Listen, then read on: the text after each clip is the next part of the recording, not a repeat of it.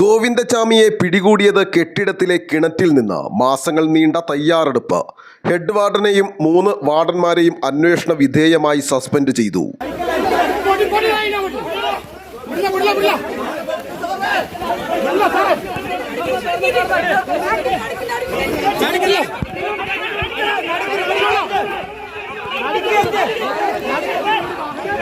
Govindachami jail ചാടാൻ നടത്തിയത് മാസങ്ങൾ നീണ്ട തയ്യാറെടുപ്പ്.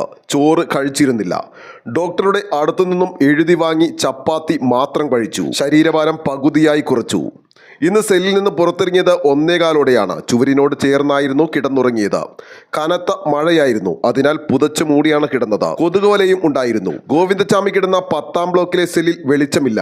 1:10 ഒരു വാർഡൻ വന്ന് ടോർച്ചടിച്ച് നോക്കിയപ്പോൾ പുതച്ചു മൂടിയ നിലയിൽ രൂപമുണ്ടായിരുന്നു. സെല്ലിലെ 2 കമ്പികൾ മുറിച്ചാണ് ഇയാൾ പുറത്തു കടന്നത്. താഴത്തെ കമ്പികളാണ് മുറിച്ചത്. ജയിലിൽ നിർമ്മാണ പ്രവർത്തനങ്ങൾ നടക്കുന്നുണ്ട്. അവിടെ നിന്നും ഹാക്സോ ബ്ലേഡ് സംഘടിപ്പിച്ചു. ദിവസങ്ങളായി കുറച്ചായി കമ്പികൾ മുറിക്കാനുള്ള ശ്രമം നടത്തി. ഉപ്പുവെച്ച് കമ്പികൾ തുരുമ്പടിപ്പിച്ചതായും സംശയമുണ്ട്. 2 വലിയ ഡ്രമ്മുകൾ വെച്ച് ഫെൻസിംഗ് കമ്പിയിൽ തുണികൾ കൂട്ടിക്കെട്ടിയാണ് കയറിയത്.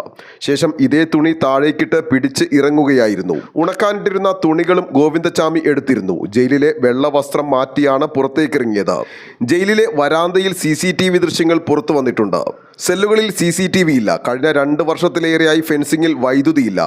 കൊടും കുറ്റവാളി ഗോവിന്ദചാമി ജയിൽ ചാടിയ സംഭവത്തിൽ ഹെഡ് വാർഡനെയും 3 വാർഡന്മാരെയും അന്വേഷണ വിധേയമായി സസ്പെൻഡ് ചെയ്തു. ജയിൽ ഉദ്യോഗസ്ഥർക്ക് വീഴ്ചയുണ്ടായി എന്ന് ജയിൽ മേധാവി വ്യക്തമാക്കി. ഗോവിന്ദചാമിയെ തളാപ്പിലെ ഒരു കെട്ടിടത്തിലെ കിണറ്റിൽ നിന്നാണ് പിടികൂടിയത്. CCTV ദൃശ്യങ്ങൾ കേന്ദ്രീകരിച്ച് നടത്തിയ പരിശോധനയിലാണ് ഗോവിന്ദചാമിയിലേക്ക് എത്തിച്ചത്. ഒരു കൈയില്ലാത്തയാളെ നാട്ടുകാരിൽ ഒരാൾ കണ്ടതും അദ്ദേഹത്തിനുണ്ടായ സംശയവുമാണ് ഗോവിന്ദചാമിയെ പിടികൂടാൻ സഹായകമായത്. ആലുവ ലൈവ് ന്യൂസിന് വേണ്ടി സിദ്ദീഖ് കാരക്കാടിനൊപ്പം സനൂപ് കളമശ്ശേരി.